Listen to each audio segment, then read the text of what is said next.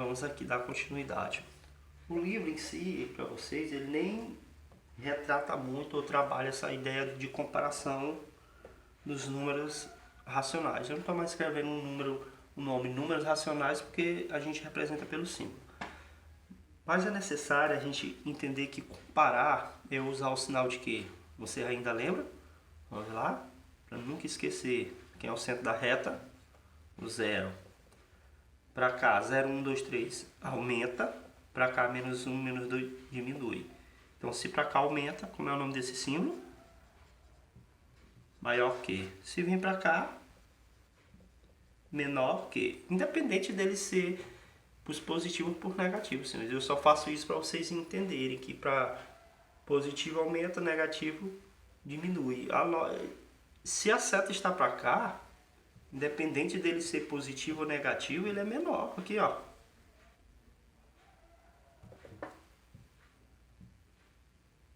Aqui não tem negativo, mas vamos pensar. Para cá tá aumentando, tá diminuindo? Tá diminuindo. Para cá tá o quê? Aumentando. Maior que, menor que. Né? Outra coisa. Não esquecer. Vocês lembram que eu disse que quem é sempre o culpado da história é o maior é o menor. É o menor. O menor é sempre o culpado das coisas. Sempre é. Então, para mim comparar número, eu expliquei essa regra para vocês, que é sempre botar a seta apontado para o menor. Vamos lá lembrar dos naturais, só que você relembre disso, né? Tá aqui, vamos comparar esses dois números, quem é o menor? Acusa ele. Ou o culpado é o menor.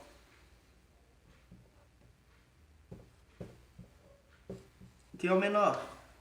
É o 7, acusa ele, aponta para ele, é ele, foi ele, foi ele, foi ele, aponta para o menor. E quando a gente vai ler, não tem erro, ó. 2, o símbolo para lá, maior que 1. 7, menor que 10. Não tem erro, senhores. A lógica é essa, o culpado é o menor, aponta a seta para o menor, certo?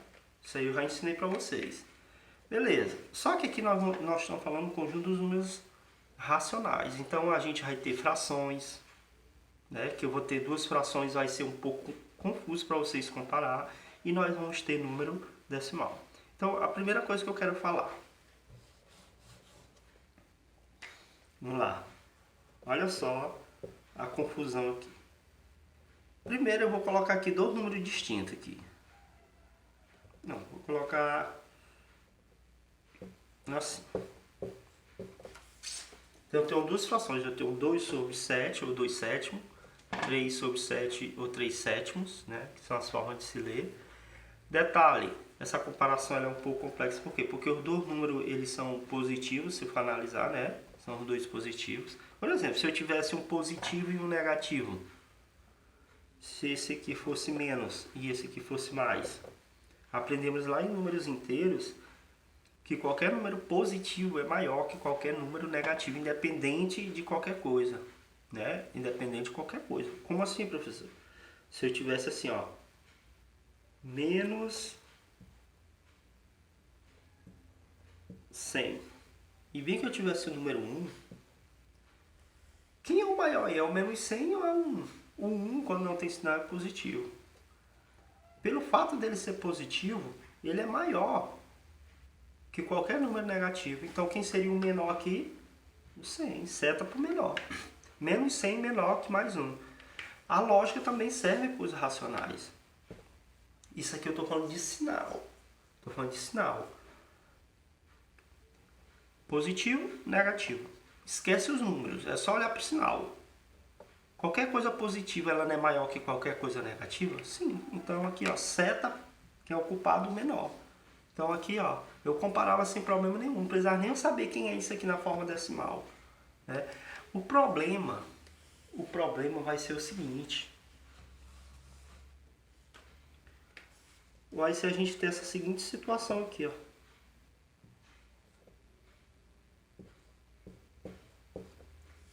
Como é que eu vou comparar uma fração e um número decimal? É quase, pensando pelo lado de quem está aprendendo agora, é quase impossível. Como é que eu vou saber quem é maior e quem é menor se aqui não tem sinal? Se tivesse o sinal positivo e negativo, ficava fácil, né? Que o positivo é maior que qualquer negativo. Mas o problema, senhores, é porque que eu tenho dois números distintos. Eu tenho que um número é racional, escrito em forma decimal e escrito em forma de fração. Mas vocês lembram que a fração ela é uma divisão? E essa fração ela pode gerar o quê? Uma divisão exata ou não exata, né? Então, o que é que nós teríamos que fazer nessa situação? Pegar e dividir 20 por 3, né? Que isso aqui, pelo amor de Deus, esse início de divisão aqui, desse tipo de situação, ela foi visto lá no 6º ano, né? Dos números decimais, lá tem, viu? Que é na parte de divisão não exata. Viu? Primeiro a gente aprende lá que é impossível dividir 2 por 3. É impossível. Porque 2 é menor que 3. Essa é a lógica, né, da divisão. Então, para mim poder dividir, o que eu ia ter que acrescentar aqui? Um zero. Então, aqui, 0, 20 dividido por 3 dá quanto? Dá 6. Porque 6 vezes 3, 18. Para 22. Observe que a divisão ela não vai ser exata, porque sempre está sobrando o resto. Por que eu vou parar a divisão aqui? Porque quem é o número que eu tenho aqui, senhores? 0,7. Então eu preciso só de uma casa depois da vírgula e eu já consegui, ó. O que é 2 sobre 3 em forma decimal? Olha, esse 2 desse aqui, vou botar para cá, e na forma decimal é 0,6, ó. E aqui é 0,7. Observe que nos números decimais a gente tem a seguinte situação, a gente tem um número antes da vírgula e temos números depois da vírgula. Esse número antes da vírgula, ele é chamado de parte inteira. E esse número depois da vírgula, ele é chamado de parte decimal. Então a gente vai começar comparando, ó. O que é minha parte inteira? 0. O que é minha parte inteira aqui? 0. Até aqui são iguais, aí vem a vírgula. Agora vamos comparar a parte decimal. O que é minha parte decimal aqui? 6. Que é a minha parte decimal ali, 7. Quem é o menor para vocês? É o 6 ou é o 7? 6, seta para o menor. 0,6 é menor que 0,7. Quem é 0,6? 2 sobre 3. Então, observaram que sim, foi possível comparar esses dois números. Desde que eu fiz o quê? Eu tive que pegar a fração e fazer uma divisão. Aí sim eu consigo ver essa fração em forma o quê? De número decimal. Aí a gente vem comparando, certo? A lógica é essa.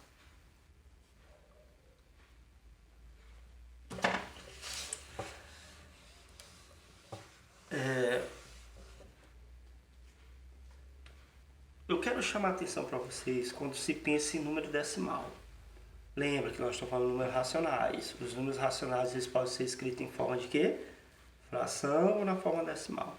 Quando a gente entra em números decimais, senhores, eu quero chamar a atenção de vocês para o seguinte,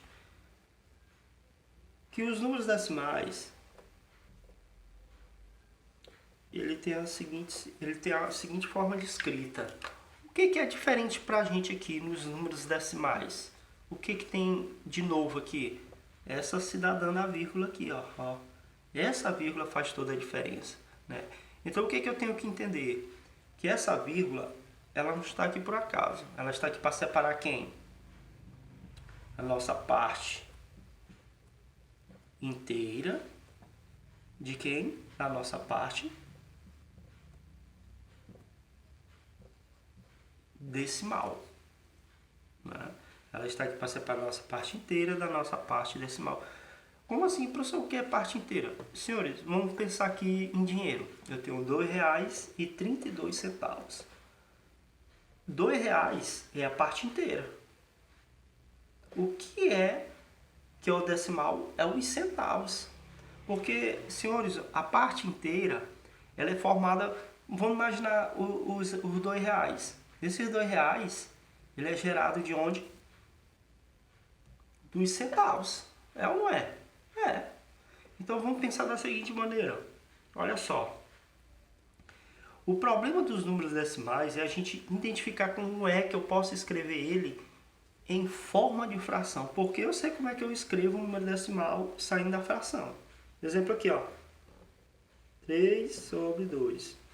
Eu posso escrever isso aqui na forma decimal, 3 sobre 2. Desde que eu faça o quê? Uma divisão. É simples, aqui, ó. Eu vou lá, divido 3 por 2, 1. 2 vezes 1, 2 para 3, 1, baixo 0, vírgula. 10 dividido por 2, 5. 5 vezes 2, 10 para 10, nada. Então, observe que o número fracionário, para me transformar ele em decimal, basta eu fazer uma divisão. Pronto. Agora, quando eu tenho um decimal, para me transformar em fração, o que eu tenho que fazer? É onde eu quero chegar aqui. Certo? Como é que eu faço isso? É muito simples. Ah, professor, tudo você diz que é assim, porque, senhores, a matemática ela é simples, ela é exata. Se você pegar o raciocínio, pegar a forma correta de fazer as coisas, você não precisa bater cabeça, não. Senhores, o que é estranho aqui pra gente agora é a vírgula. Tire a vírgula. Se eu tirar essa vírgula, que número é que a gente encontra se eu tirar essa vírgula? Eu encontro 232. A minha ideia é transformar esse número decimal em quê? Fração, porque aqui a gente transformou fração em decimal. Agora eu quero transformar esse decimal em fração. Como é que eu faço isso? Olha só. Tira a vírgula. 232. Eu quero transformar em quê? Fração. Passe a barra de fração. Aí onde é que está o grande macete? É aqui. A vírgula ela serve para separar a parte inteira da parte decimal. Aí você vai olhar para a sua parte decimal. Eu tenho quantos números após a vírgula? 2. O que representa esses números após a vírgula? O número de zero. Se eu tenho 2 números depois da vírgula, eu tenho 2 zeros. Só que esse zero tem que vir acompanhado do número 1. Pronto. O que é 2,32 na forma decimal escrito na forma fracionária? 232 sobre 100. Olha só como é lógico. Quem é que eu tenho que tirar aqui? A vírgula. Que número que forma? 15.